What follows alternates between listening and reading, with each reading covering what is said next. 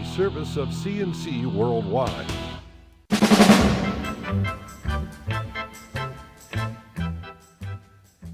CNC Podcasts are a service of CNC Worldwide, brought to you by the Greece Chamber of Commerce, providing more than 800 member companies with business solutions since 1984. Monroe County Executive Maggie Brooks has delivered an ultimatum to the owner of the Medley Center Mall in her State of the County message last night.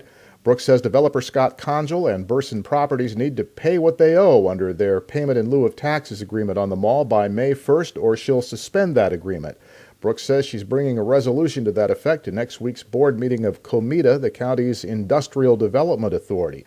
Until recently, Conjal was keeping up with the payments under his pilot agreement, even though he wasn't making progress on redeveloping the mall. Brooks also defended COMITA and the county's use of those tax abatement deals to help attract developers.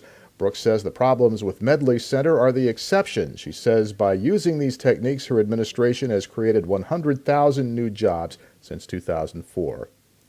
Dozens of people gathered in the 2600 block of Dewey Avenue last night in a candlelight vigil for Brittany Bergio, the 17-year-old girl who died after being hit by a car while crossing the street. Bergio was hit late Tuesday and died early Wednesday morning after emergency surgery at Strong Hospital. The 23-year-old driver has been ticketed for not having a license. Police are continuing their investigation, and Bergio's family has begun asking why no additional charges have been filed. Another attempt to commemorate a loved one in a vigil degenerated into fights last night, forcing police to move in to disperse several large groups of people. Lieutenant LaRon Singletary says the crowd began gathering on the 300 block of Wilkins Street to remember 27-year-old Sir Corday Hightower, who was shot down on the street March 31st. Police don't know what started the fights, but officers stayed in the area into the night to keep things calm. A suspect was arrested in Georgia by Rochester police and U.S. Marshals and will be charged with second-degree murder for the Hightower shooting. Khalif Reed is being brought back to Rochester for arraignment. Rochester police are reviewing footage from a security camera on a nearby business overlooking the intersection where a fatal crash took place Tuesday between a car and an RTS bus. The camera has a view of the intersection of West Main Street and Jefferson Avenue, where Terrence Fry of Rochester was killed in that crash. Police are looking for a car and driver that cut Fry's car off in traffic, suddenly changing lanes and jumping in front of him to make a left turn on Jefferson. When Fry swerved to avoid hitting that car, he crashed head-on into the bus.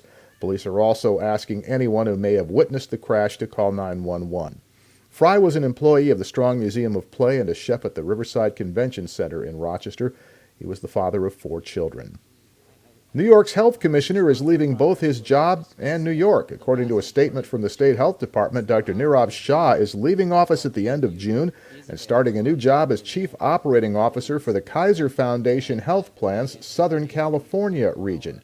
Dr. Shah was appointed by Governor Andrew Cuomo in 2011. Recently, he's been under fire because of the lengthy review his office has been conducting on the health impact of hydrofracking natural gas wells. He's been studying the issue since 2012.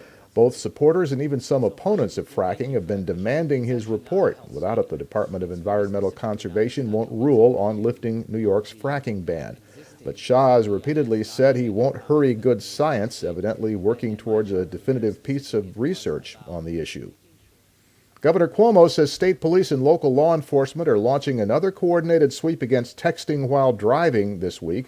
From Wednesday through next Tuesday, police in both marked and unmarked cars will be cruising roads looking for anyone using any sort of handheld mobile device while driving. More evidence relating to text messages to and from the defendant was heard in court Wednesday in the third day of the Dawn Nguyen trial. She is accused of acting as a proxy, buying guns for the man who committed the West Webster ambush on Christmas Eve of 2012. William Spangler killed his sister and 2 West Webster firefighters and wounded 3 other people that day. Witnesses included a poker buddy of the defendant who said he texted Nguyen the day of the shootings. Her reply talked about her belief that Spangler had planned to kill his sister. A second witness, also a poker acquaintance, testified that Nguyen told her she'd been paid $1,000 to buy Spangler those guns. The defense tried to establish there was bad blood between that second witness and Nguyen and implied she was making it up. Your next CNC podcast is whenever you click on one of our pages and catch one. We post updates during the day as necessary. I'm Bud Lowell, CNC News.